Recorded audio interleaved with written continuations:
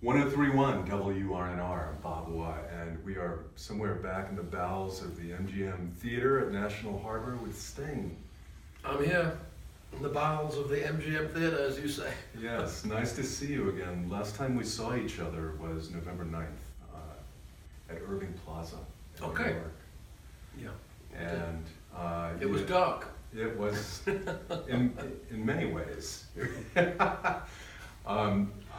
I wanted to start by asking you about that night because obviously it was the day after the election and a significant event in American politics. And I was walking to the venue amongst many people who had placards and signs, and they were on their way up to Trump Tower, and I was on my way to Irving Plaza. And I thought to myself, what's tonight going to be like for Sting? Well, I'm slightly disconnected from it being British, but at the same time I'm not. I live here, I'm a guest here, and I was as shocked and in trauma as everybody else was by the result. Of course, having had 6 months to think about it, I realize why. I think it's a mistake, but I see the kind of logic behind it.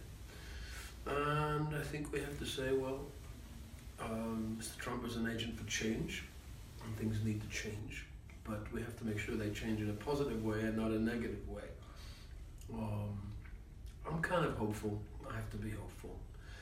I think the midterm elections will be very interesting. Whether the Republicans can come up with a health plan is moot, and it's very important to their voting base. So I don't know. I'm an Englishman in New York. Now I'm in DC. I can only say so much. But I mean, we've had our own nightmare with Brexit, so there's nothing smug about my pronouncements here. There's a lot of change going on in the world, that's for sure. But as someone who has been at the forefront of environmentalism, in fact, your new single, One Fine Day, addresses global warming. How do we remain optimistic? Well, the science is settled. 99.9% of the world's environmental scientists are telling us that we have filled the atmosphere with petrochemicals. And anybody who fills a goldfish bowl with anything but water knows what happens. You kill the fish. So there's simply no argument. I'd love to live in that fantasy world where petrochemicals aren't destroying the planet. I'd love to. I'd love to be wrong. I'd like all the scientific evidence to the contrary to be complete bunk, but it's not. So I'm going to dedicate that song to the EPA tonight. Yeah. And I don't need to stand on a soapbox. People know my position. I'm there to entertain tonight. I will give little indications about my feelings, but not much beyond that. It's all in the songs anyway. We need to get moving. on behalf of those of us who care very deeply about that issue, I just want to say thanks. And your track record is well known for your efforts with publicizing what was going on and still is, sadly, in fact, going on with the rainforests. I noticed there was an article in the New York Times last week, and it's kind of back at the forefront of the news. It's the single most biggest contributor to global warming is the loss of our tropical rainforests, and again, that's uncontested. Yeah.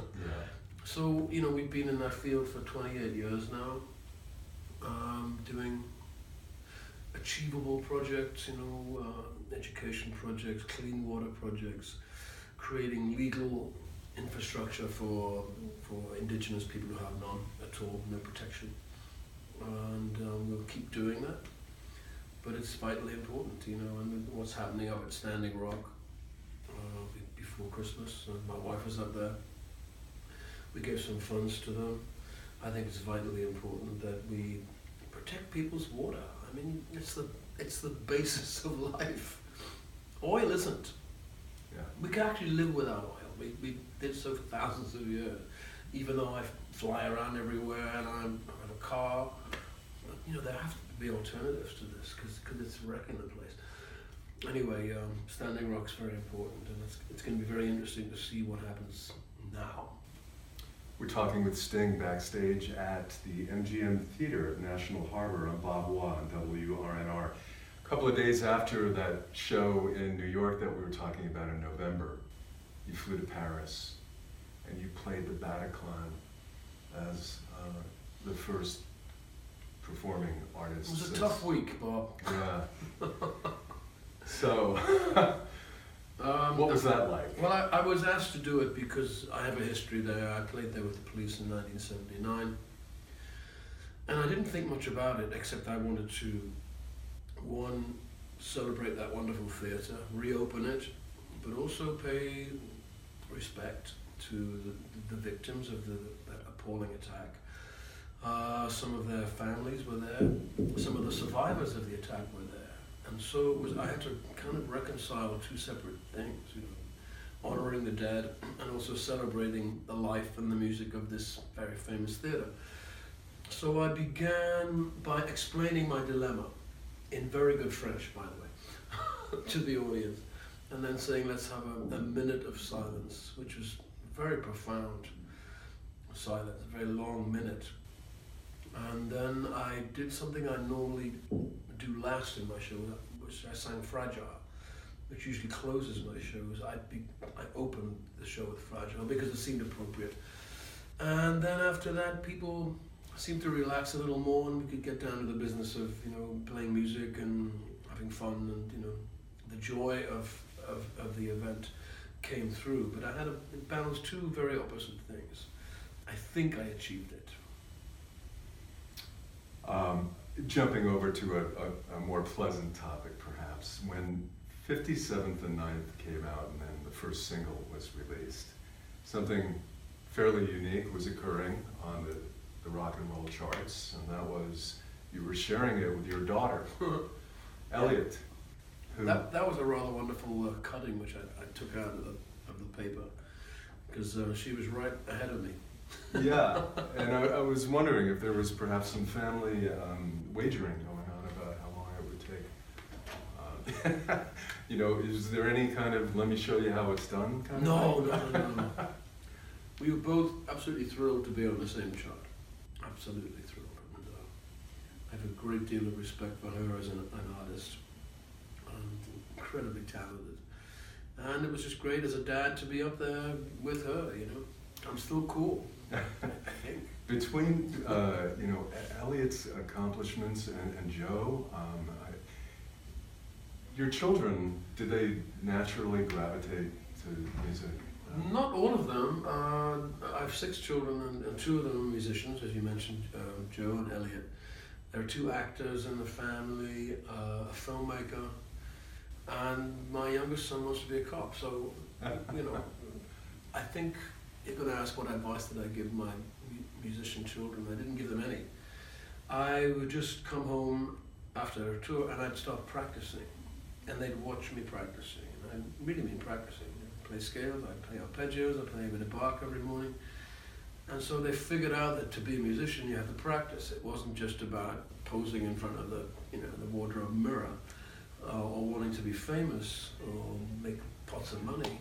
They realized that music was a spiritual discipline and a vocation, and it's its own reward. And that's all I ever said to them. Music is its own reward. And so I live by that, even though they said, well, it's okay for you, Dad, because you are famous and you are wealthy and you did it through music. I said, well, it doesn't really matter. But seeing, Elliot, or Coco as we call her in the family, in the charts was very, very lovely. And she works very hard. I got my son out with me, and I'm very proud of him. I know you've got to go, and I appreciate you taking out the time. I want to ask you one last question, because you mentioned the first Police tour in 1979, and I saw that tour, and it was at a place called My Father's Place. On Long Island, yeah. In Roslyn, Long Island. And I bring this up because I've recently learned that my first radio station, WLIR, which broadcast that show live that night, is going to be featured in a new documentary film that's going to open at the Tribeca Film Festival at the end of April. And I was just curious if you had any recollection of, or interaction with that very independent radio station. You had KROQ on the West Coast, but in New York you had WLIR. You know, there were certain stations that were very supportive of us at the beginning, who picked up the record, and then it kind of went viral from there. LIR was one of them. Station in Austin, Texas was another one across on the West Coast, and UC Davis, the station there, picked us up. And then gradually, we were driving across the country at the time, and we would just hear our song on the radio, and then we'd hear it again and again and again. So yeah, LIR was important for us. I remember that gig vividly. Like, I remember all of those early clubs because they were all so distinctive. It was a great adventure. All sports stadiums look exactly the same. You know, the dressing rooms look the same, the audience looks the same, the architecture is the same, but the clubs, I remember every one of them with a totally vivid memory. I remember CBGB's. I played twice at my father's place. The second time was for a TV show called Storytellers. VH1, was it? Yeah, VH1. I sang songs and I talked about how they were written or why they're the process of writing them. Billy Joel came to that gig because he just lives around the corner. Yes. But yeah, Long Island and LIR are very important in our history. All right. Well, thank you for sharing those stories with us and making the time tonight. Sting at MGM Theater tonight, and thanks. So great to see you again. And thank you. Onward and upward. Very steady camera work. Did you get an A for that? Yes. I did it. I was about to say, I can barely hold my phone up that long. My arms are starting.